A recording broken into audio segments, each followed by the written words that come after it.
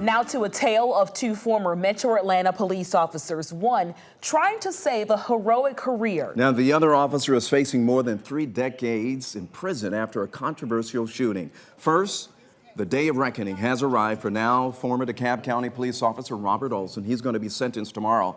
And tonight, community organizers prayed and chanted in support of the man Olson shot to death, Anthony Hill. Olson, found guilty earlier this month, faces a maximum of 35 years in prison. Tonight's demonstrators called for a maximum sentence for Olson out there.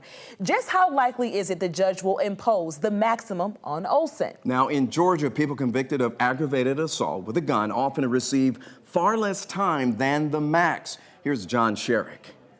The decision is up to DeKalb County Superior Court Judge Letitia Deere Jackson, who presided at the trial. Now she may hear from Robert Olson himself, along with his wife and other supporters asking for mercy. Anthony Hill's family will have the chance to offer their victim impact statements about their loss, asking for what they believe is just punishment. I think both sides are going to bring a lot to the table tomorrow, and she's got to consider it all. 11 Alive legal analyst Meg Strickler says in most cases, judges sentence first offenders to less than the maximum. In Olson's case, acquitted of felony murder, found guilty on the rest, the maximum sentences he could receive would be 20 years in prison for aggravated assault, plus 5 years on each of the 3 other crimes. Has Strickler ever seen a judge impose the maximum 20 for ag assault? Not my career. Not in my career. But Olson was a police officer committing his crimes in the line of duty. So will the judge hold Olson to a tougher standard and impose a tougher sentence closer to the max? The judge is an elected official, and Strickler says there's no doubt she hears the protests of those demanding no less than the max for Olson.